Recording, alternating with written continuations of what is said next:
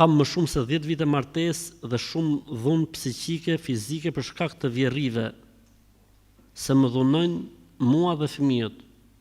Kur ankohesha tek burri, ai ushtronte dhunë gjithashtu, sepse nuk donte që të flitej keq për prindërit e tij.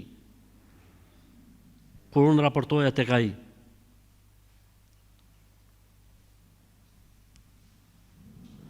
Kam tentuar disa herë të ndahem, por ai premtonte se do të ndryshonte dhe situata pastaj kthehej njësoj si në fillim. Pasi u largova e kuptoi dhe thotë se ka ndryshuar, mundohet me më mbush mendjen të kthehem sërish. Dhe familja e tij gjithashtu më kërkuan halallin dhe po më thonë që të bashkohem me djalin e tyre, por unë nuk i besoj. Hallalli u kam bë, por nuk i besoj ndryshimin e tyre. Dhe nuk e shoh më të ardhmën e këtij njeriu. A është ky vendimi im i drejtë? Dhe pasi ata më kanë kërkuar halallin, për hir të Allahut më u kthy. Një herë e ke bërë shumë mirë, ke hik vonë. Qysh herën e parë që do ushtronte mbi ty dhunë, ti duhet kishe hik, ose të hipshe paralajmërimin, nëse e përsërishin për herë dytë, herë tretë, duhet ta kishe hik për asaj shtëpie.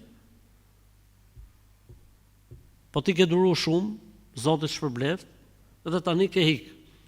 Tani thotë që ai e ka përsërit këtë punë, pra ka thonë jam penduar dhe është kthy prap. Unë për vete nuk ua kam besën kësaj race, kësaj kategorie.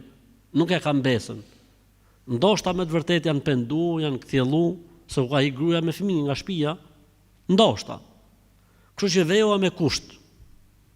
Unë kthehem, po me kusht. Në momentin më të parë, jo ushtrim dhune më, po dhat sinjale që jeni duke shku drejt një herë për gjithmonë. Dhe këtë bëje me noterizim.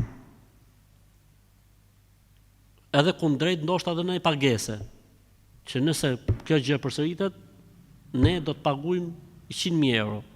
Veu gjob. Vallahi bilaj veu gjob. Ose vrit mendjen, ka thonë hoxha thuj. Nëse janë sinqert e pranojnë. Nëse nuk janë sinqert, fillojnë bëjnë ciu. Po fillon me bë ciu, rri aty ku je, pse stresohesh ti? Pse të vujsh ti, le të vujnë ata? Që u bon sebeb.